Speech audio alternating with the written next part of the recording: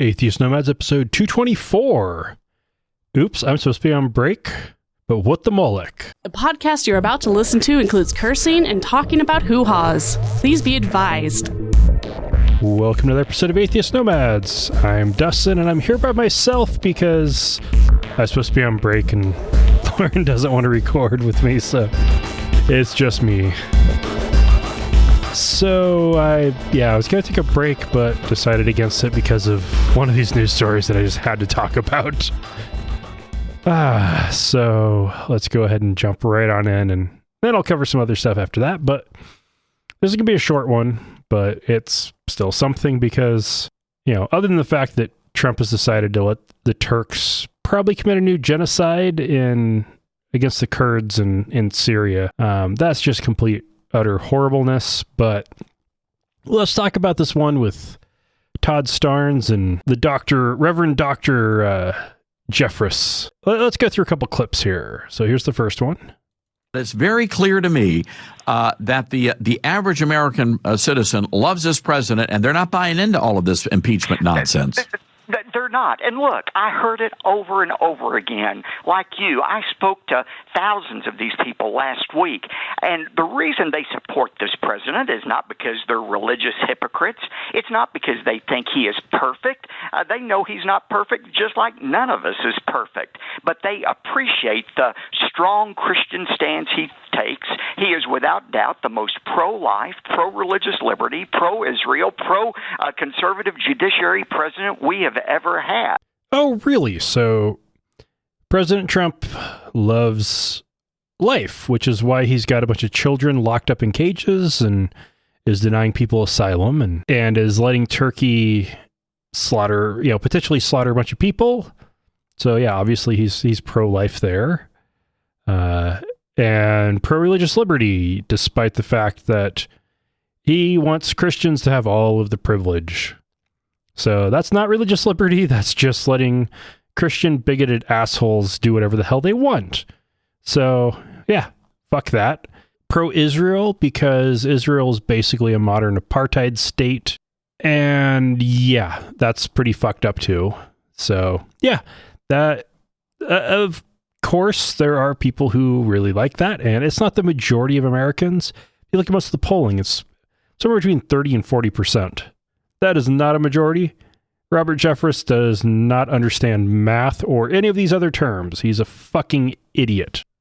There is a fear that if the left ever regains control of this country again, our nation is finished. And look, I believe that. I genuinely, based on some of the legislation they've been trying to shove down the throats of the good people of California, and then with this Equality Act that Nancy Pelosi and her cronies are after, I have no doubt that they want to especially go after and target Christians in America, Dr. Jeffress. So that was Todd Starnes, is the one who sounded a lot better, and Jeffress is the guy who was on the phone. If liberals got control of everything again, then yes, obviously one of the goals would be to undo Trump's bigoted bullshit. So yeah, very conservative Christians like Robert Jeffress are concerned about that because they're getting all that privilege. And they're afraid that they're going to lose it forever because demographics are shifting against them.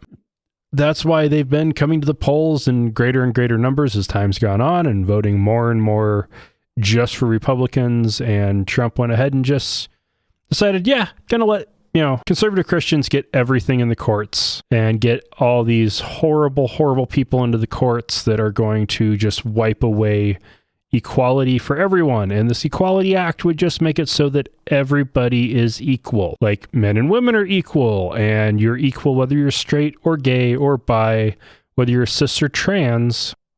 How is that hard to understand why that's a good thing unless you're just a Christian who thinks you have to be bigoted towards everybody else? And it's all just part of this stupid Christian nationalist bullshit that we've been seeing really ramping up since, Trump really got his campaign going in 2016 and definitely since he was elected president. So, all right, that's just pretty freaking bullshit crazy there, but it gets even better. We just assume they're praying to God. I'm not quite sure. I don't know, Dr. Jeffress. I mean, they booed God, tried to vote him out of the party platform. I mean, well, and apparently the God they worship is the God of the pagan God of the Old Testament, Moloch, who allowed for child sacrifice. I mean, the God of the Bible doesn't sanction the killing of millions and millions of children in the womb. So, okay, child sacrifice. There's still a few states where that is legal. One of them is the one that we're currently in, Idaho, where attempts to get the child sacrifice laws repealed, the child neglect laws exemptions repealed have failed because people are afraid of stepping onto the religious rights and parental rights of people who think that letting their children die will get them into heaven.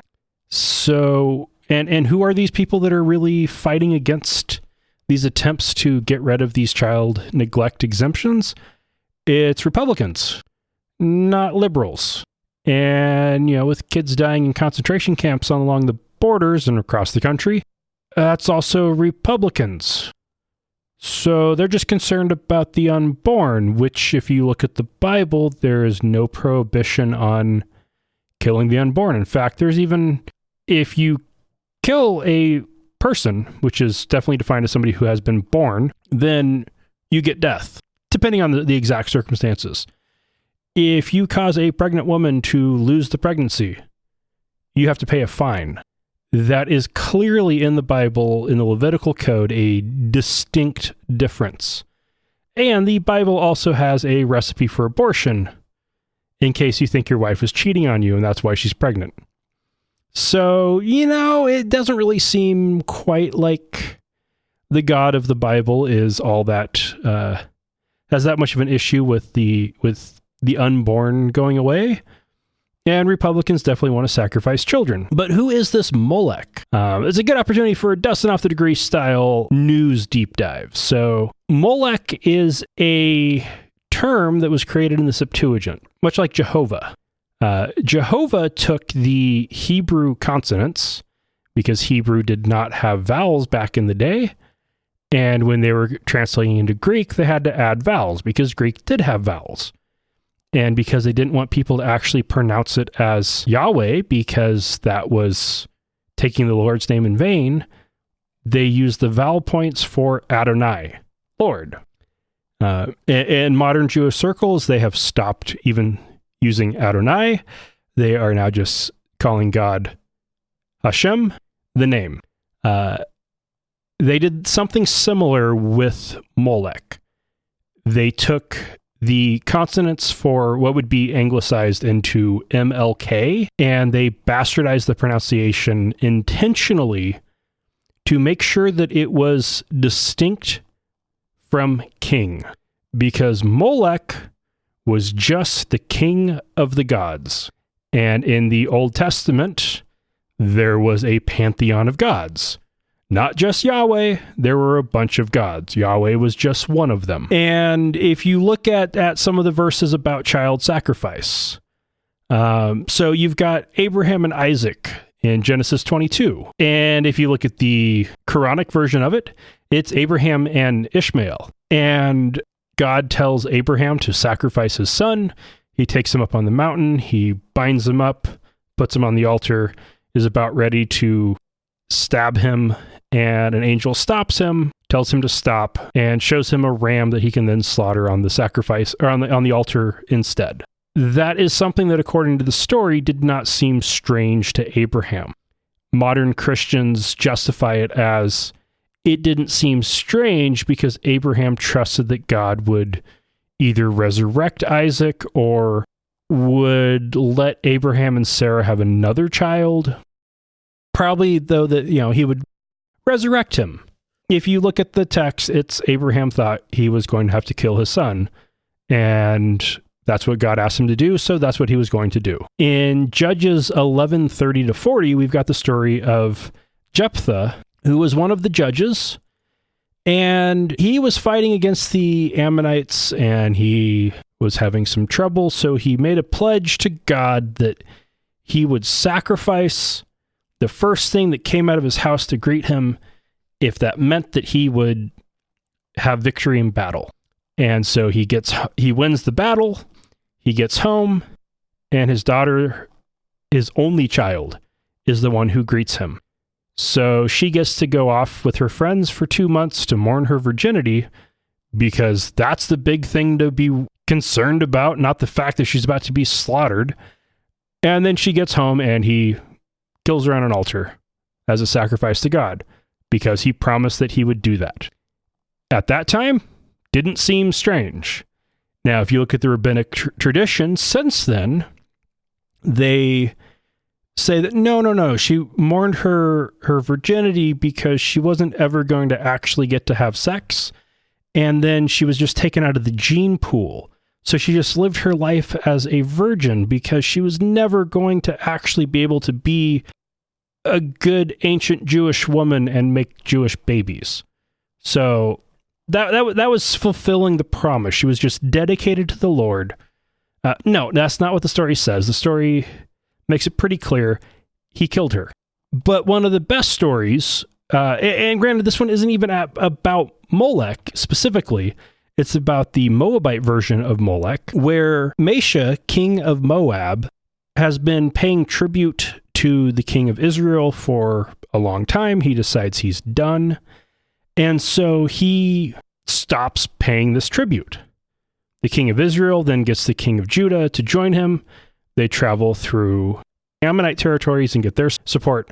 And then they go down to Moab and they attack the Moabite kingdom. Mesha's losing.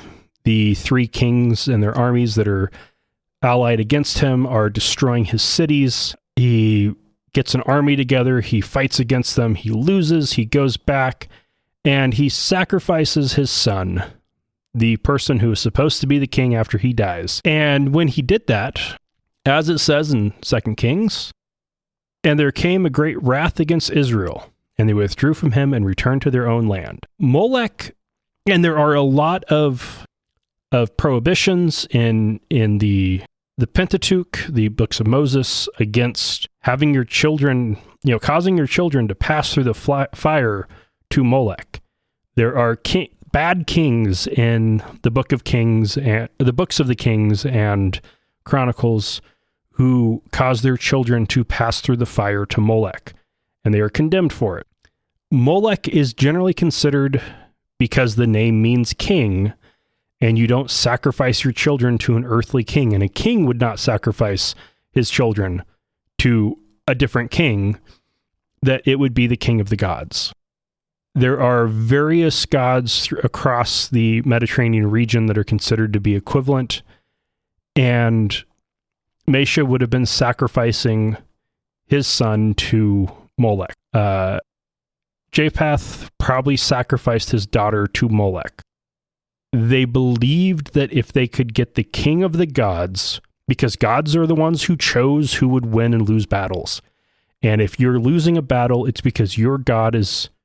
And it wasn't even that gods would choose. It was the gods were fighting, and whichever god won the fight, that god's army would be the one who would win.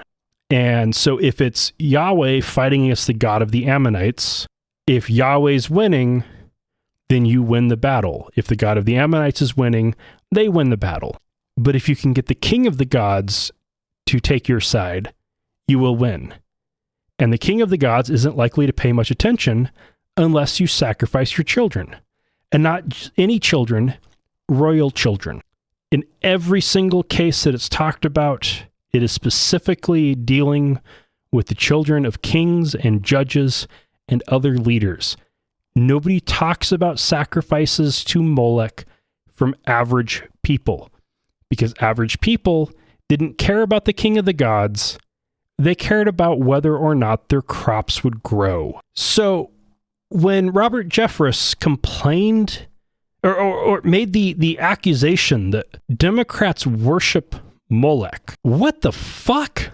I mean, that is just absurd. They are not trying to appease the king of the gods. They are not sacrificing children. They are not sacrificing royal children. The modern equivalent would be trying to sacrifice the children of Donald Trump, and nobody is doing that or calling for that. Democrats want women to have access to safe and legal abortions, because if they don't, those abortions will continue to happen, but women will die. That is pure and simple how that works. Democrats advocate for the option that results in the least death. Now, Republicans, on the other hand, seem to be worshiping a king, a Moloch, if you want to use that term. And it's not the Christian God, it's Donald J. Trump, who seems to think he is above the law, much like an absolutist king of the Enlightenment or feudal ages. And that is just frustrating that Jeffress is either so stupid to not know that or so twisted as to try to turn it around to try to make the opposite point. Now, the end result of this, almost immediately after this broadcast, was Starnes getting fired by Fox. Now, this seems a little bit strange because the worst statements weren't made by Starnes. It was Jeffress. And they didn't blacklist Jeffress. He's a frequent guest on lots of Fox programs and even said that if Trump got impeached, that it would cause a civil war. And that didn't get him blacklisted from the network. This did. And this didn't even get him blacklisted from the network. It got the host of that show fired. This looks a lot to me like Starnes was used as a scapegoat because Fox knew a line had been crossed that should not be crossed. And they have been definitely trying to distance themselves from Trump, but they have definitely seemed to be trying to avoid alienating Trump. And this looks like an attempt to try to have their cake and eat it too. It's not going to work because those statements were made by Robert Jeffress, who is a close advisor of Donald Trump, and he's going to continue to be on a lot of Fox shows. So nothing's going to change except Todd Starnes isn't going to be working at Fox. And while I'm not a fan of Starnes by any means, but that's a pretty bullshit firing. Now, as far as these impeachment efforts go, it's not because of so many of the horrible things that Trump has done. It is specifically about him trying to blackmail the Ukrainian president into investigating one of Trump's rivals in the 2020 election that's coming up, Joe Biden and his family, by withholding military aid that Ukraine is using to try to fight against Russia, which had helped Trump win the 2016 election. Now, the 2016 election doesn't seem to be any part in the impeachment efforts that are going on right now. It is focused solely on the fact that Trump was trying to withhold money to get a foreign government to help him in his campaign. That is something that is incredibly illegal. And Trump's anger and wrath against this went so far as to ask China to do it too, which is just insane. He's doing something illegal. Has a chance of getting in some serious, serious trouble for it. And now he's just doing it in public on camera. But if you look at Trump's history, in the 2016 election during one of the debates, he asked Putin to hack one of Hillary Clinton's servers to find the supposedly missing emails. He did that in public. Everybody saw it. Heck, I even tweeted about it when that happened, that was treason on national television. And he is continuing with that. And I guess we should expect that when you elect a reality TV star, that he's going to think that committing treason on camera is okay. That's just getting good ratings. No, it is still wrong. It is still illegal. And if Congress actually has any oversight power over the presidency, including the power of impeachment, this has to go through, or else it will be impossible to remove any president for any reason in the future. And that is terrifying. So let's talk about what's going to be coming in the future with the show.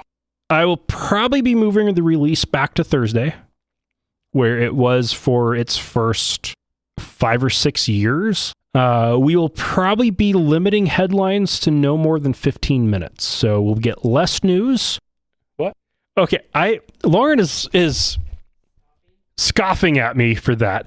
Okay, I'm going to make a goal of trying to keep headlines down to 15 minutes. I am going to be trying to get more interviews, more deep dives into news trends, so as to try to avoid what has happened in the past where we talk about one news story and then almost the exact same thing happens somewhere else, and it's still important, but because we're talking about it with somebody else, we talk about it all again in as much detail.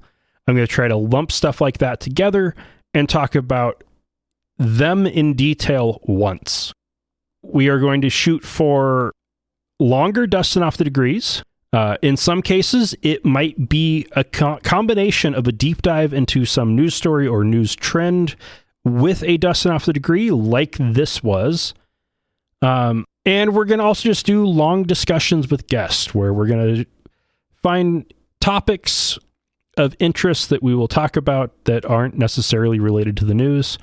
This has the goal of being a little bit less news, quite a bit less news, trying to provide more value in the stuff that we do talk about, and trying to maintain my sanity. We will see if this works. Do expect changes and tweaks as time goes on. There'll be some experimentation here. I will probably make a goal of having a periodic update on interesting science and technology bits. So do watch out for that. And I think all in all, this is going to be a lot of fun. So that's it for this week.